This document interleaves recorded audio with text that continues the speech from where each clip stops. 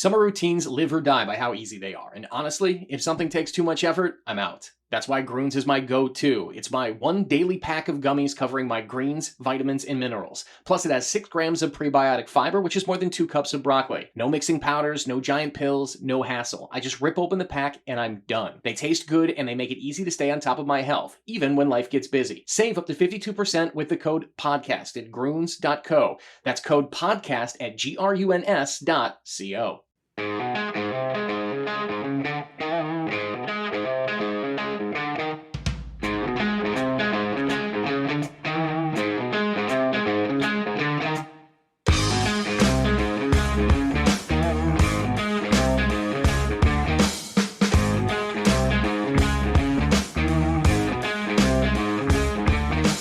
Welcome back, everybody. It's Kevin Gork from Bally Sports North. You have found Wooden Sticks, where we are going to have hockey conversations with some of the legends of the game. We're going to take a walk back in time and learn about the game in a different era, before the internet, before cable TV, even before all this incredible equipment that these players use these days. Yeah, Wooden Sticks is a throwback to at least my era, 70s and 80s. We might go deeper here on the show.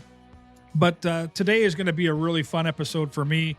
You know, we're going to connect with a lot of different people in the game of hockey. Some of these folks I know really well, some I don't know that well at all. We're going to try to bring them all to you if you love the game.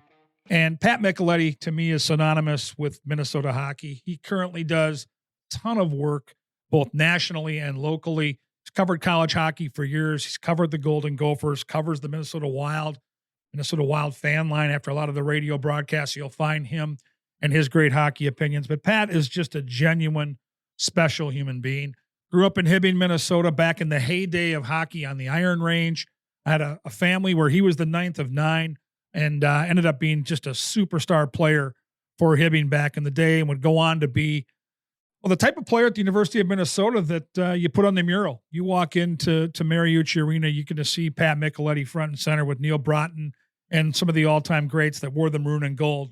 And to me, Pat has always had that twinkle in his eye when he talks about the game. He just loves hockey, and it comes out in everything he does. I respect so much his passion for this great game of hockey. And I want to hear more of the story, because when Pat and I get together, we're talking about the Wild season that's current. We're talking about what the Golden Gophers are doing. Sometimes we'll even sneak in some high school hockey conversation, because we both loved our time playing here in the state of Minnesota. But I rarely get a chance to ask Pat Micheletti about where it all started, how he became the player that he was, and he was a legendary player for the Golden Gophers. But I don't know the backstory. I don't know the details.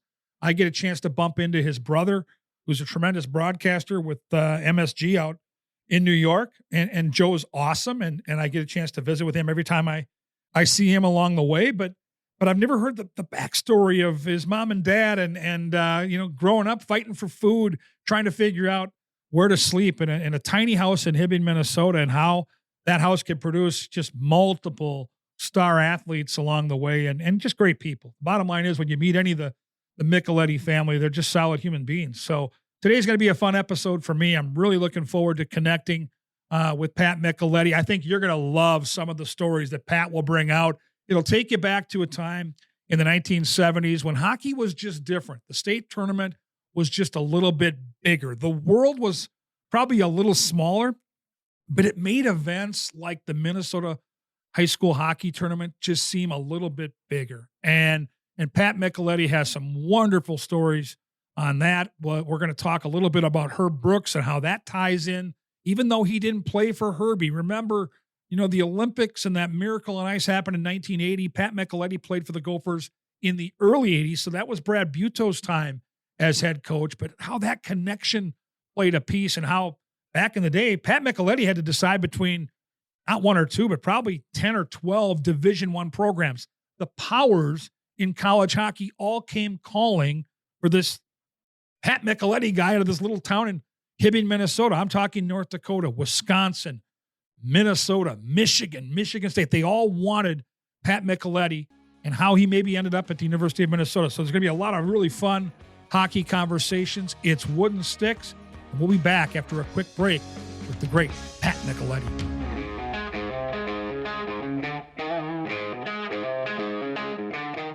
Kevin Gorg back on Wooden Sticks.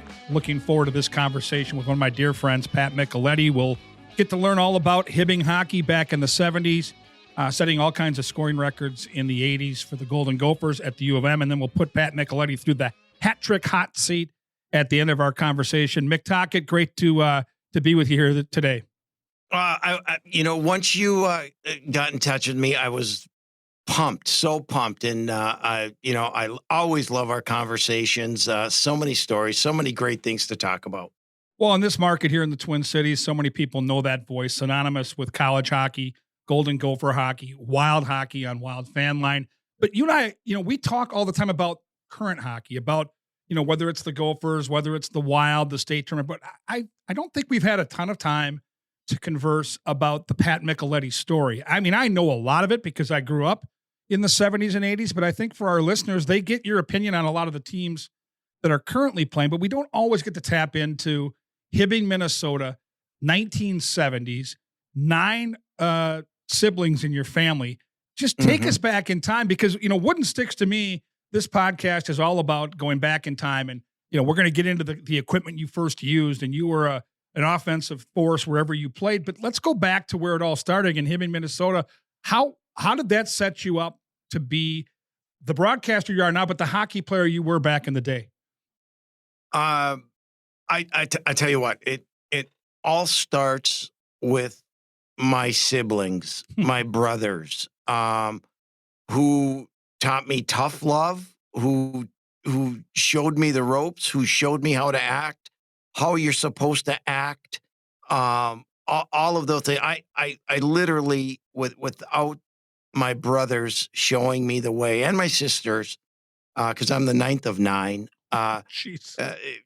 Without them, there is no Pat Micheletti in what he is today, and whatever that is. But there's just no doubt, my brothers led the way for me. 9th of 9. So what is mealtime like in the Micheletti household in the 70s? Well, picture this, Kevin. And I always, whenever I go back up there, I bring my kids. I used to bring them when they were really little to our house on 2901 3rd Avenue West in Hibbing. And it's a 3-bedroom house, Kevin, for 9 people, for 9 kids. All right. You kind of slept wherever. We went through 60 gallons of milk a week. We had a milkman who every morning brought with the milk truck with the do you remember the glass? Maybe you don't. I do. No, I do. The glass yes, containers, if you will. And it was a free for all. But I tell you what, my father, who worked 7 days a week at the furniture store that he managed, he made it crystal clear. My mother is untouchable. You treat her with respect and you do what she says, period.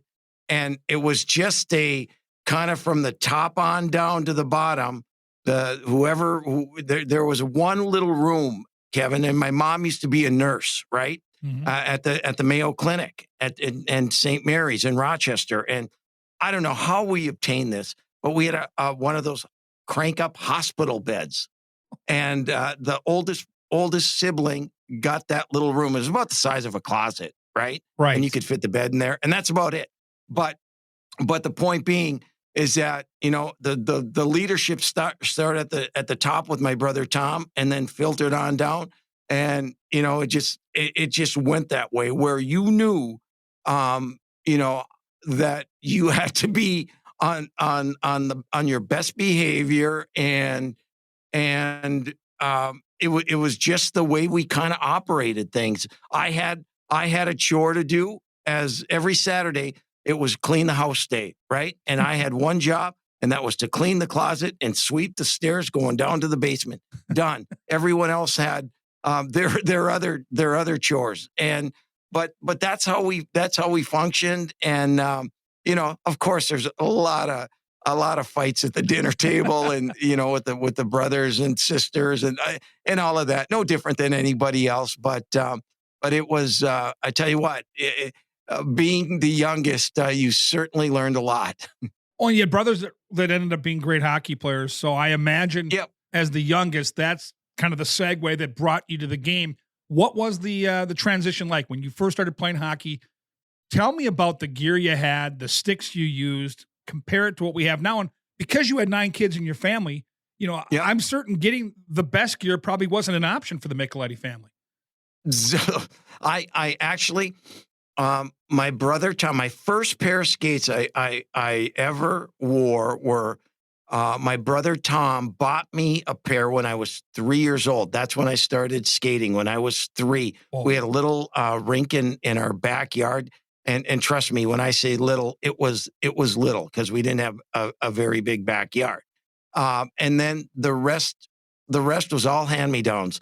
And we had a closet in our laundry room. Okay, uh, and we had, and it had actually shelving and all that, right?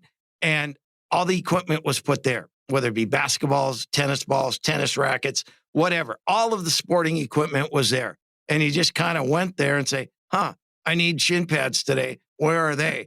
And you grab an old pair that Tom wore as a Bantam or whatever the case may be. But that's how that's how we did things. And no, I did not get my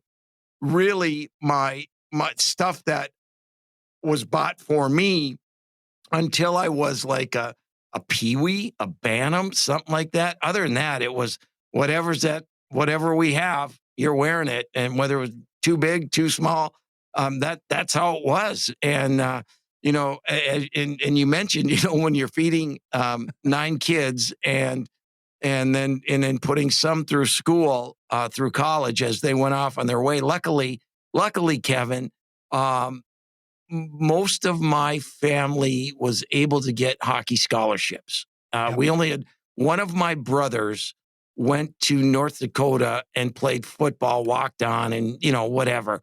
But the rest of us were all lucky enough to get scholarships. And I think of Hibbing, Minnesota at that time, and the hockey that was played in that part of Minnesota and how good it was. So by the time you get to high school and you've watched some of your brothers come through and become big time players, there's some expectations there, Pat. There's some expectations that you've got to live up to. For a young man, is that transition kind of unfolded? What was it like for you? Well, it was hard because, even though, Hibbing is the biggest city on the range population wise, it was back then. And in 1973, my brother Joe, and this is a great story, Kevin, and a lot of people don't remember what happened. But in 1973, Hibbing lost to International Falls in the Section 7 finals. So automatically, I should say region, because they didn't call them section back then. That's right. Region. Okay. So Hibbing loses to International Falls. International Falls was a power back then, and more so than Grand Rapids. It was Hibbing and the Falls back in the early 70s. And then, so what happened back then was there was what was called a backdoor game. Yes. So the loser of, and I believe Hibbing ended up playing Thief River Falls. They lost to Bemidji in their region final. And so Hibbing ended up playing Thief River Falls in that game to have the right to go to the state tournament. It was the back door is what they called it back then. A second chance, right? It was like a second chance. It was a second teams. chance. Yeah. Where do you get and then they eventually got rid of that. And then Hibbing in their first game, well, they faced the section or the region final, Bemidji, coached by Chuck Grillo, and Hibbing upsets them. And then in the semifinals, they play International Falls, and Hibbing upsets them. Oof. And then in the championship game, Hibbing played a team that no longer exists, and that would be a Ramsey. Yeah, it was Ramsey. Alexander Ramsey. Yep, is what. Remember them? I do. Right by outside of Roseville. and they beat them. And in that tournament, my brother Joe had 8 goals and 3 assists in that tournament. They scored, his line in that championship game scored 3 goals in 23 seconds. 3 goals in 23 seconds. It's got to be a record that will never be broken. Yeah, it was, so those are the memories that really come back to me. And that was my first time ever in Minneapolis. My parents, I begged and pleaded for them to take me down, right? I mean, we've got a bunch. Who are you going to take, right? And I said, yeah, I got to be there. And I remember watching from the Met Center, and we stayed at the Marriott, right? Yes. Right, you walk right there, right? You're right the Met next Center door. was the greatest. I don't have to tell you the Met Center was the greatest. It was. But watching that tournament and something like that just fuels your drive to want to get there someday. And I was only 11 years old at the time, 10 years old. And, I was 9 or 10 at the time. And, it was the biggest thrill of my life. I'll never forget it. My first trip to the state tournament. So I'm trying to do the math.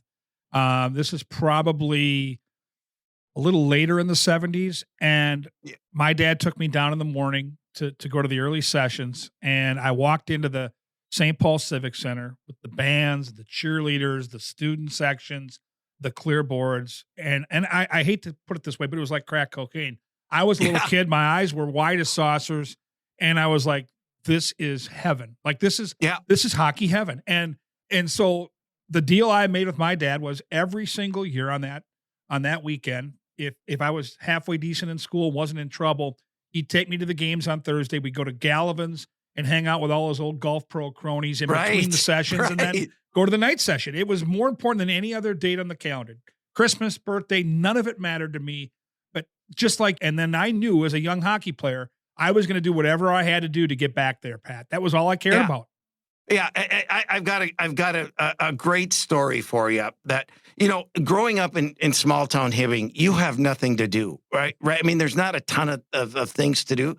So you're either, you're on the outdoor rink or playing, basketball, whatever. You just had to keep busy. Well, I used to, I lived at the rink, right? And in the summers, the other schools around the Iron Range, Hibbing was the only one that had ice during the summer. So Eveleth would rent the ice, Grand Rapids, Virginia. And so during the summer, I just hang out there. And a lot of times guys don't show up, right? I don't want to make the drive tonight. So they would need players and, just to come out and, so they'd have enough to scrimmage. And so I was always there, and they'd say, "Hey, you want to come out?" Sure. And I'd be playing with high school kids, right? And whether it be, Mark Pavlich, right? Mark Pavlich taught me the game. He taught me the game, because when Eveleth would come over, they would need guys all the time, and then he'd show me, okay, you might want to try this, you might want to try that, and then Mark Pavlich was a stud, right? Yes. And so you just learn from that. And then I get to know all these guys, right? Whether it be the Rothstein family from Grand Rapids, the Pavlich, the Harringtons from Virginia, Hendricksons, all these people. Well, lo and behold, KG, because I got to know Bill Baker and Jim Jetlin and all of those guys from Grand Rapids. Gus Hendrickson was the coach. Mike Surdich was the assistant coach. And so they were the power in the 70s. They were, after Hibbing won in 73, it was all Grand Rapids. So I'm hanging around these guys, and the region final game is played in Hibbing before, 4,000 in front of 4,000 people. And, I was kind of their lucky charm. At least they told me that. And so they make it to state. Now I'm a Hibbing guy. Right. But I'm still a young little, what, and just kind of hanging around being a pain in the ass. And I said, "Hey, I got to come to the state tournament with you." Cool. And they're laughing and we got to get them. And somehow, some way, I was able to go down. I stayed with the team. I got to know Gus Hendrickson's son, who was my age. And he and I had, all right, you can stay with Gusty. His name was Gus, and little Gus. And so I was with the Grand Rapids team. I think it was 1977, 78, somewhere in that time frame. The Halloween machine. I was their stick boy. Oh my on the bench. With the Grand Rapids Indians. Jim Jetman with that mask. Are you kidding me? Yeah. Clafton was the other goaltender, and Billy Rothstein and Bill I mean, all these phenomenal guys. And teams. it was a blast, but I had to be there. And they wanted me there, and they took a little punk from Hibbing with them on their team bus to the state tournament that year. What a thrill. I mean, what a thrill. And it gives you kind of you're kind of going behind the curtain a little bit and seeing, firsthand what it's like to watch these high school kids live out their dream. That state tournament at that time, I mean, it's always been big. It still is big, but there was something magical about the late 70s and early 80s with that state tournament. One class, little schools, big schools, didn't matter. It was such a big deal. So now bring us to Hibbing. When you're a high school player, if you have to pick one game still to this day that stands out as your very favorite game, your very favorite memory from playing for Hibbing, what would that one game be, Mick?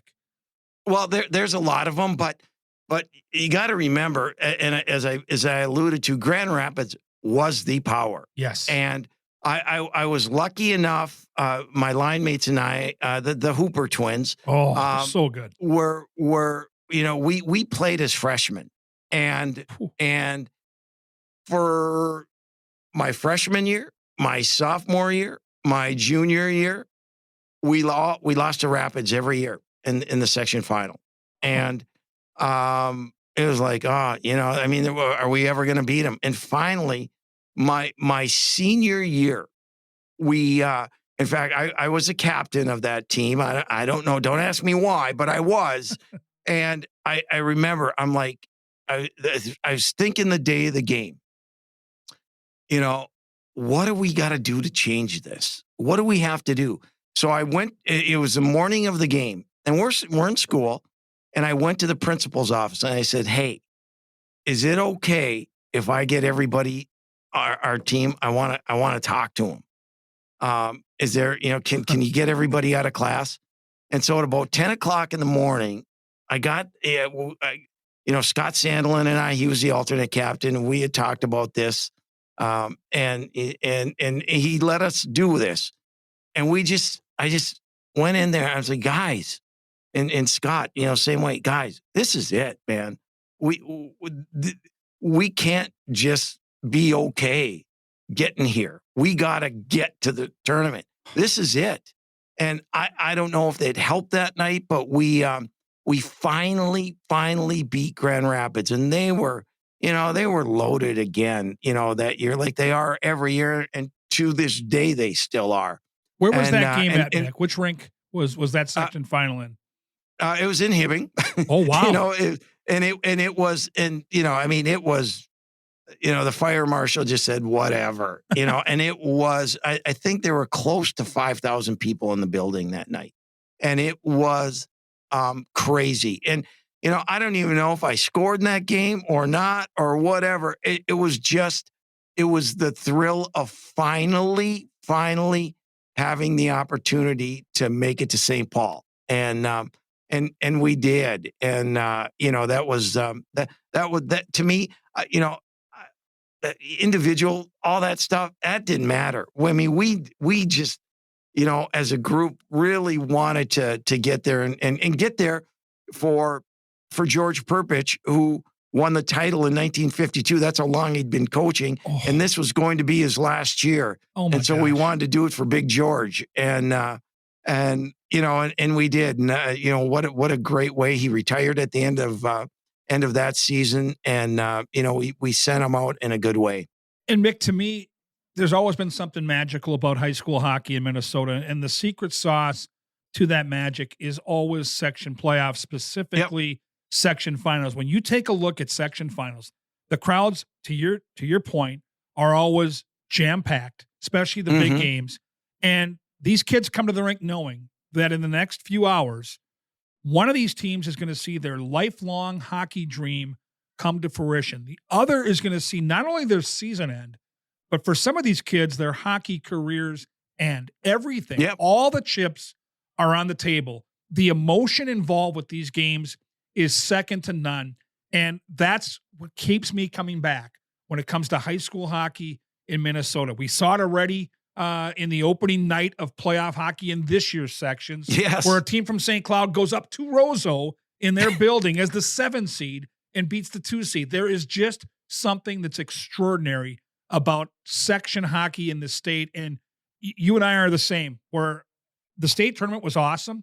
We ended up winning it. But to me, the night that I will never forget is the section final at the Met Center, Burnsville against John Marshall. Sean Podine scores 2 goals on me in the opening 6 minutes, and we're down to rip. It takes a goal from now Buffalo Sabres head coach Donnie Granato in the closing minute to win that hockey game. And otherwise, I never play in the state tournament. So it's extraordinary. I can only imagine in Hibbing. Now you're taking me back, right? Because we had to play the semifinal game at the Hippodrome in Eveleth, right? And we're playing against a really good Virginia team, really good. Yes, and they took us to overtime. So the dream could have ended before we even got to the final. And a kid who hadn't scored a lot during the season ends up getting the game winner. He never went on to play. That was it. That was his Stanley Cup right there. And you know what? I mean, we are just, first of all, we were thrilled to win, but we were thrilled for him. And and that's the stuff that just, is incredible. And I'm gonna tell you something how good the Iron Range was my senior year. Get this, KG. There were 16 players in the Iron Range Conference who went on to Division I that year. That's unbelievable. 16. And now if you get one out of the Iron Range, you're lucky. 16 in 1 year. And it's a perfect segue for me because, Wooden Sticks, we're trying to shine the light back on a different era and a different time. Yeah. And I try to explain to kids these days, and I had a chance to talk to Mike Luckcraft's Northfield Raiders over the weekend, get them pumped up for a section playoff run that's coming up here. What a job he's done with Northfield, and what a just a wonderful, wonderful person. And when I talk to kids, I remind them that back in our era, Mick, there was no internet, there was no texting. Like, we got an envelope in the mail that showed that the college was interested in us. So yes, we know that you ended up on the mural at the arena where the Gophers play, at 3M Mariucci, whatever you want to call. So I want to know, if for a kid in Hibbing, how that recruiting process started. Was there mail? Were there coaches that came to you? And how did you end up being a Golden Gopher? Well, this is a really, yes, I started getting mail when I was in 9th grade. And I remember getting my first piece of literature from Harvard. And I laughed. I'm like, yeah, no chance. But the guy, Val Belmonte was his name. He was the head coach, he was the assistant coach at Harvard at the time. And my brother Tom had played at Harvard. And so, there's a little connection there. But and I'm just like, but he kept on and kept on and kept on. But how I got to Minnesota is the question. And well, because the Iron Range was loaded with players, you would get the assistant coach, the recruiters were up on the range all the time, and I had a lot of offers, okay, throughout the country, and Dean Blaze was the assistant coach at North Dakota, and they were the first team to offer me. I think I was I don't know, in my senior year. All right. Cause they could, no one signed early. None of that ever happened. Are you kidding me? But my senior year, Dean Blaze, who's from International Falls and knows my family, and he played at the U, and Dean, he's sure a wonderful person, but he was the assistant coach at North Dakota. And so he offers me a full scholarship And he said, whenever you're ready, just let us know one way or the other. And they're a power. And, North Dakota is a power at that point. Yeah, they were a power. They were power. And so, but a really quick story is that Dean used to come up and recruit other players up on the Iron Range. So what he would do, he would drive from Grand Forks, whether we were playing or not, he would stop at our house. My mother would make him dinner. Okay. And then he would go to either, Grand Rapids, Virginia, the Fall, wherever. Right.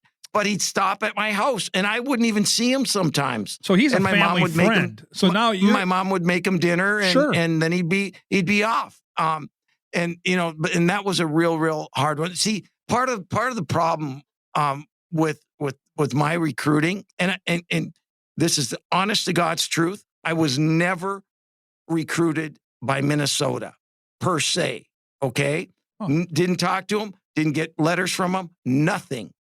It was assumed that I was automatically going there. And other schools assumed I was automatically going there. I went on a recruiting trip to Wisconsin, and Grant Stanbrook, who's from the Iron Range, was the assistant to Bob Johnson.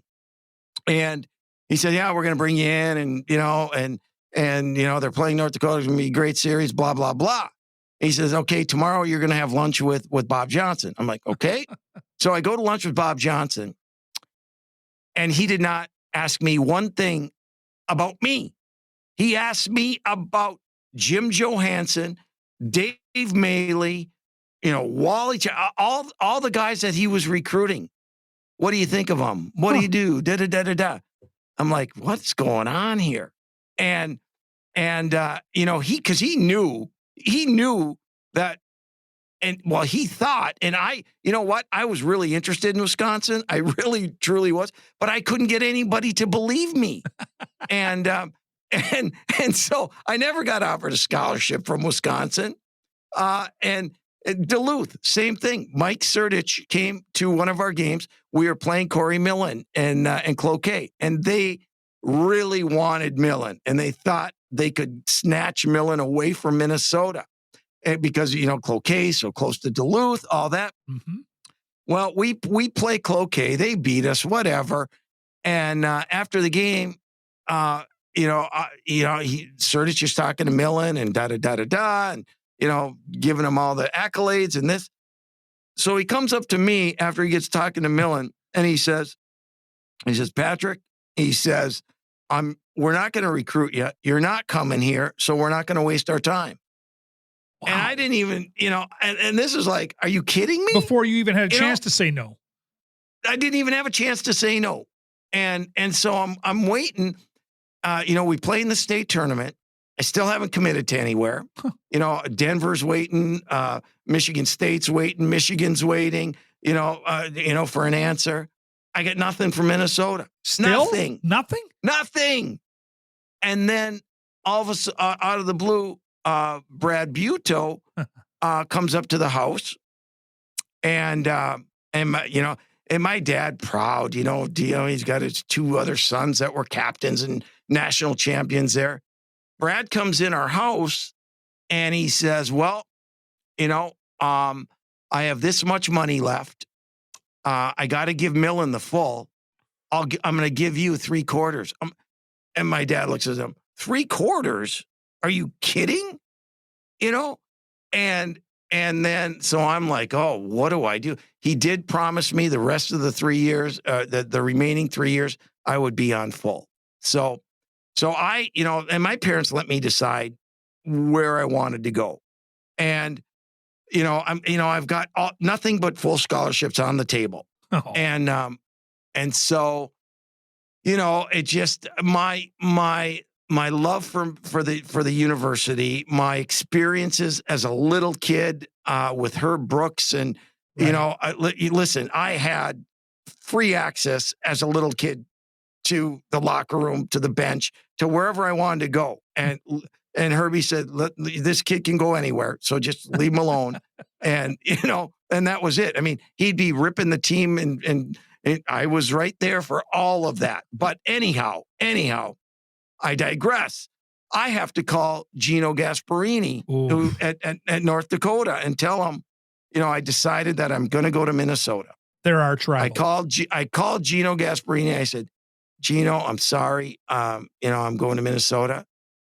And there was this click, and he hung up on me. That was it. He thought he had me. I thought I was going there. And then I, eventually just decided to go to Minnesota on a 3/4 scholarship. When you and get turned down all his those full rides. Right. Yeah. Oh my gosh. But that's how my recruiting was. It was really, really strange, to say the least. Well, you go on to score 120 goals in 4 seasons wearing the maroon and gold. And I go back to that era at the old Mariucci. You talk about magic in a building, and I've brought that word up before talking about high school hockey. But as a kid walking into that building, and you mentioned it, you spent time there when your brothers were there, around Herb Brooks, around the program, one of the most dominant programs in the history of college hockey in that era. What was it like being a member of that team, especially with the expectations again, Mick? Just like at Hibbing, when you're wearing that name on your back, and you've got the credentials that you brought to the table, and all those schools were recruiting you, that's a ton of pressure for a kid. And now you're going from Hibbing in that cute little house where the 9 kids grew up to the big city. I got to imagine that wasn't easy. Well, here's the deal, KG, and I say this in truthfulness to this day, and I get laughed at by some of these people, but I'm indebted to Bill Baker, to Rob McClanahan, to Steve Kristoff, to all of those guys that were there. I'm indebted to Butsy Erickson and Scott Bugstead and Dave Jensen. All of those guys taught me how to be a Gopher. And this can apply to St. Cloud, St. Thomas, Macon. How do you represent your team? I was more in fear of what it meant to wear the M than I was about playing. I wasn't worried about my capability as a player. I was more concerned about, am I representing the U? Am I acting like a Gopher? Am I making my family proud of the way that I'm acting? And that was the biggest inside fear that I had.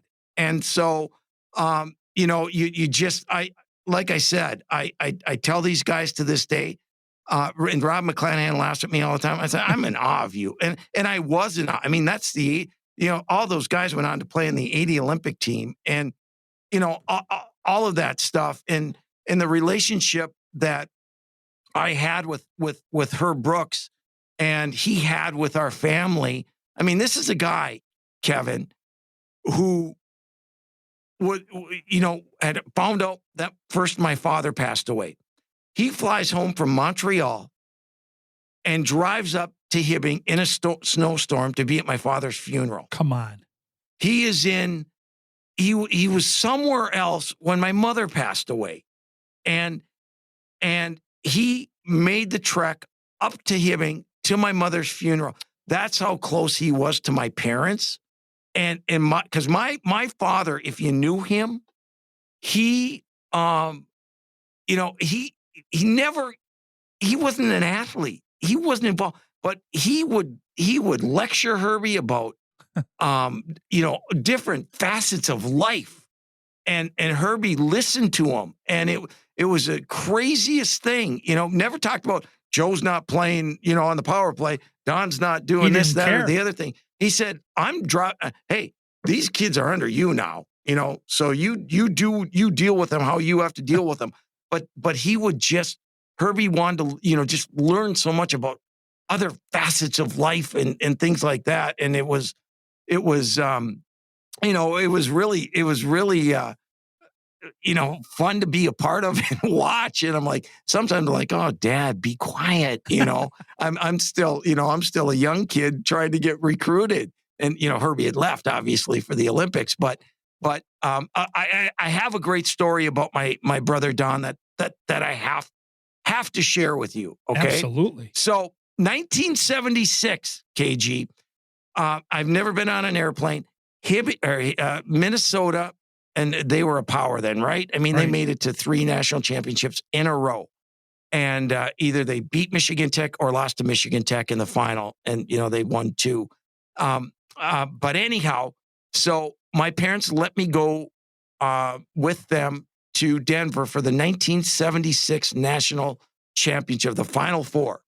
Ooh. And so Minnesota plays Boston University, Michigan Tech versus Brown. Michigan Tech wins.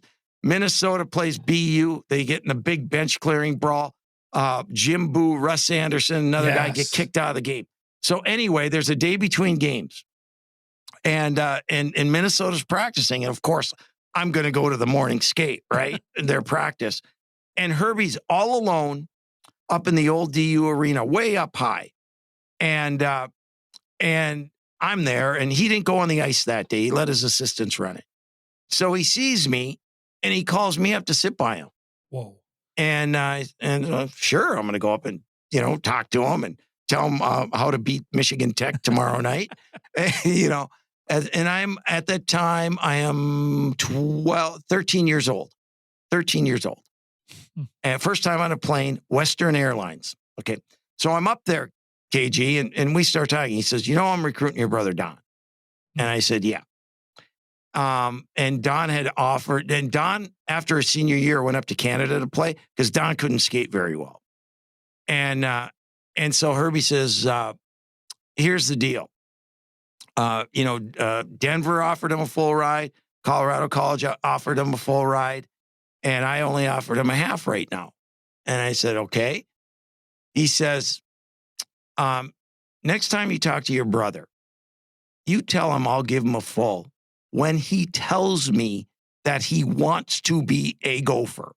I'm like, okay, I think I can do that. And Don was stubborn, right? We're all stubborn in our own ways. So back then, we just had the phones, and Don, the regular phones were, the dial-ups, right? Put the money in, so make Don, the call. Yeah, pretty much at our house.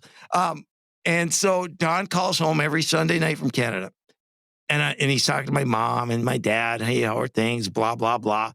And I'm begging with my mom. Mom, I have to talk to Don. I have to talk to him.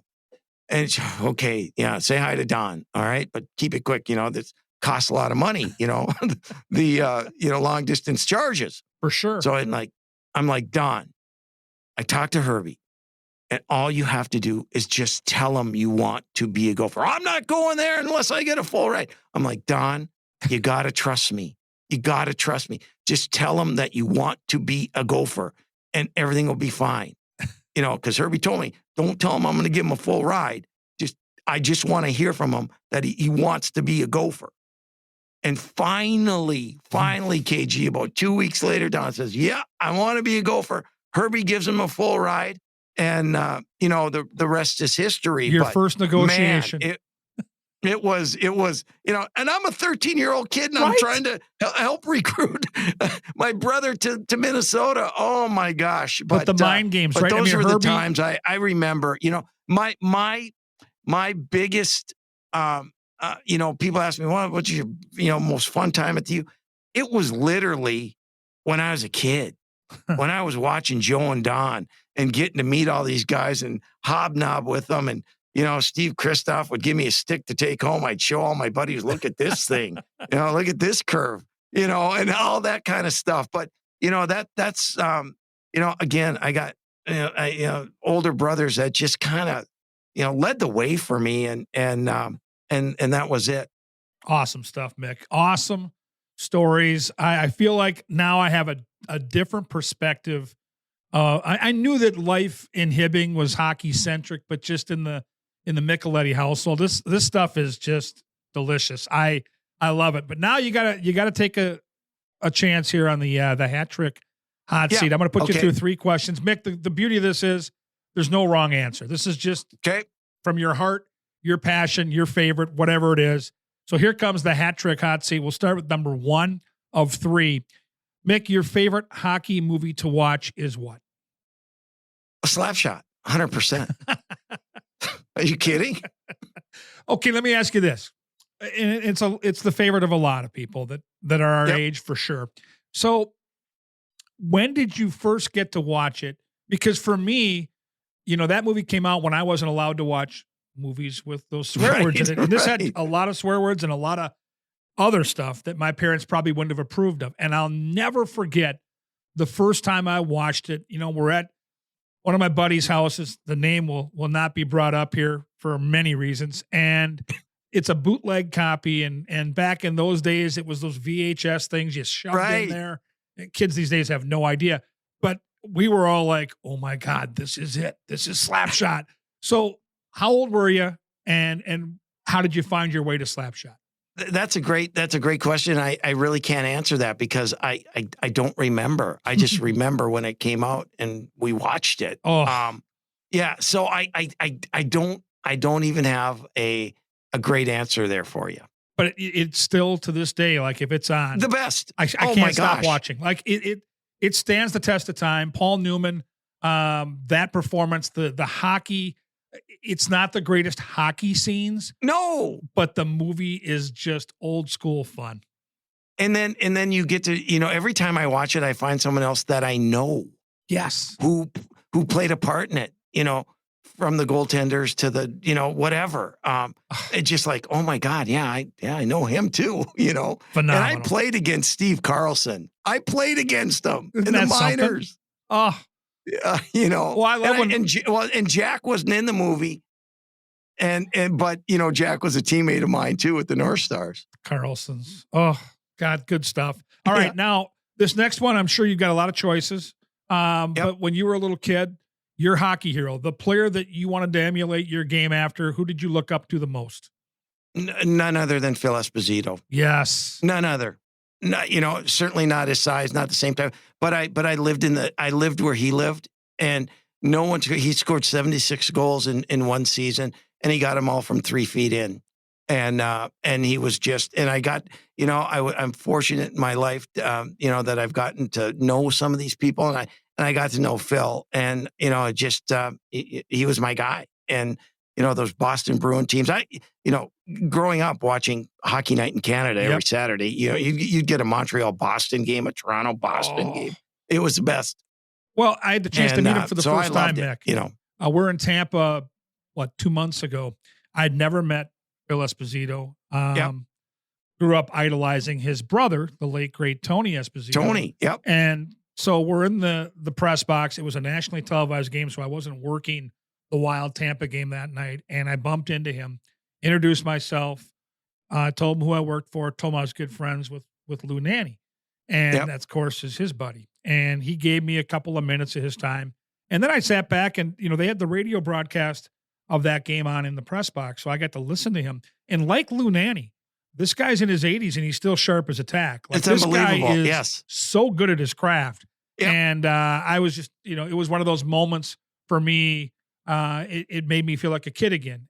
At that time, in my mid-50s, like I'm meeting Phil Esposito. This is hockey greatness. This is one of the icons in the game. So you picked a great one in Mr. Phil Esposito. My final question will be, this is not you as a player. This is you as a fan. The best hockey game that you ever either watched on TV or attended. If you had to pick just one, Mick, what would it be? Well, this was a game where I'm watching the University of Minnesota, and it was a heartbreaking game, to be quite honest with you, because they were playing Northern Michigan for the right to go to the Final Four.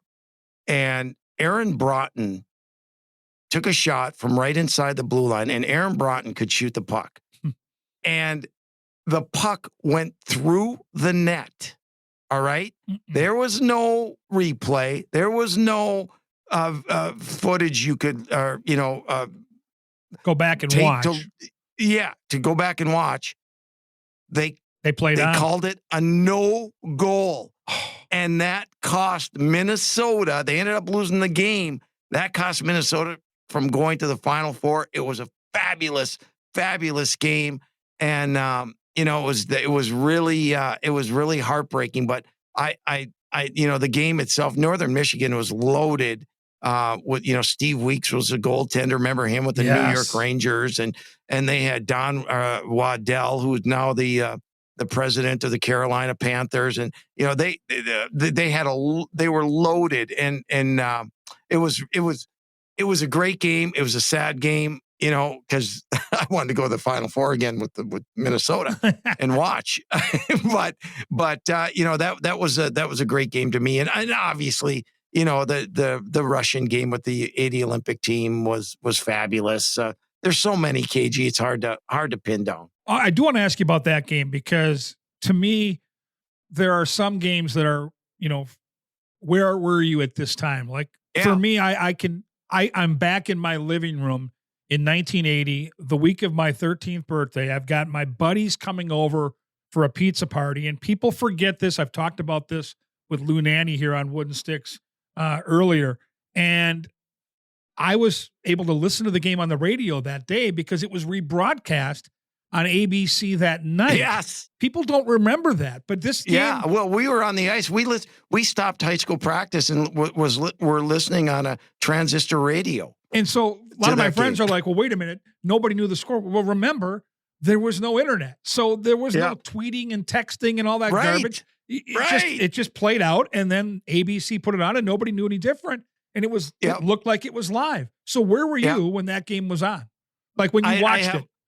Yeah, I have one more for you that's kind of a tearjerker. It was to me anyway. I told you that my father, he just stayed out of, my mom was the her and I used to fight for the sports page every morning, the Duluth News Tribune. It was a race to the front door. But anyhow, so it's senior night, my last game ever at Mariucci. We're playing North Dakota. And so they bring your parents out on senior night, and and my mom and dad are there. They give her a picture. They give a picture of me and blah blah blah. And so I looked at my dad and I said, "Dad, tonight this one's for you." And that's the first time I've ever seen a tear go down his face, right? And it was just like, oh my God, now I really did something. Well, anyway, and I don't like to talk, too much about my career or whatever. But that night, KG, we beat North Dakota 6-0. Oh. I had 4-2. Come on. Yeah. And I said, it was like, this was meant to be tonight. You called your shot. I called my shot. Unbelievable. Now that's a game. And again, that stays with you. Because, for me, my hockey career hit its peak in 1985, the state championship. And for me, my favorite memory was in the locker room after the game. I don't remember much of the game. I remember after the game with my teammates not wanting to take my gear up, but I also remember walking out of that locker room about an hour after that game and getting that hug from my mom and dad. Oh. And my dad didn't cry either. Like my dad was not going to cry at anything, but they both had tears in their eyes. And then it hit me that this wasn't a journey that was just about me and the guys in that room. It was about everybody connected to us. And my parents had made so many sacrifices for me to get to that point. It meant as much to them as it did to me. And that still chokes me up to this day. And so I think you look at that night against North Dakota, your decision basically came down to those two schools. You're wearing the maroon and gold. Your dad and mom are so proud of who you've become, and you go out there and put 4-2 on the board. I got to tell you, that's the stuff that the dreams are made of. Yeah, it was the best, and it's like, I didn't let you down. Oh, that's that's exactly the mindset we all had. I didn't let you down. That kept us out of trouble, kept us working hard. Right? I mean, for all of us, we're all a bunch of goofballs. We're hockey players. We're idiots. We just didn't want to let everybody down. Look at you and I act like we're 10 years older. At least I do. Well, no, I'm with you every step of the way, Mick. I literally, and I mean this sincerely, I could do this for 4 hours in a blink. Like you and I have just talked for nearly an hour, and I could go on forever. We're going to do it again sometime and circle back here on Wooden Sticks. Bottom line is, I love your passion. I respect your knowledge, and I love our friendship. Thank you so much, Mick, for doing this. Yep. It goes both ways. You know how much respect I have for you. Boy, that was something. What a genuine, fun-loving, great person Pat Micheletti is. Just enjoyed chatting him up today. We'll do it again for sure. There's just not enough time on one show to get it all in with Pat Micheletti. And we want more of your input, so you can ping me on social media at Gorgomatic21. You've got a person that you'd like me to connect with, stories you'd like to hear, places you'd like us to cover. Wooden Sticks is all about going back in time, a different time in hockey, and tying it back to where we are today. Pat Micheletti brings us back to the 70s and 80s, but it all comes full circle because he's out there right now covering college hockey, all the great coverage he does for the Gophers and also for the Minnesota Wild. So it's a full circle thing. Love your input at Gorgomatic21. Give us a follow there. And then we'd like you to be a part of the show, whether it's you or somebody you know. There's a business out there that needs a boost, and we'd love to give you that leg up. Contact us and contact Karen Cleary. She's at K Cleary, Cleary, at talknorth.com. We'd love to promote whatever business it is, whether it's yours or somebody you know. There are so many people that are going to come to Wooden Sticks that maybe don't know about your product or your great company. We'd love to elevate you in that situation. So come to us at K Cleary at talknorth.com. Really enjoyed the conversation with Pat Micheletti. Along the way, we're going to hope the Minnesota Wild can continue this push to get into the Western Conference playoffs. I'll be on the road with the Wild, checking in periodically at Gorgomatic21 if you've got any requests or people you want to hear from. And I appreciate you taking the time to listen. It's all about the love of the game. It's Wooden Sticks right here on the Talk North Network. I'm Kevin Gorg. Looking forward to talking to you again very soon.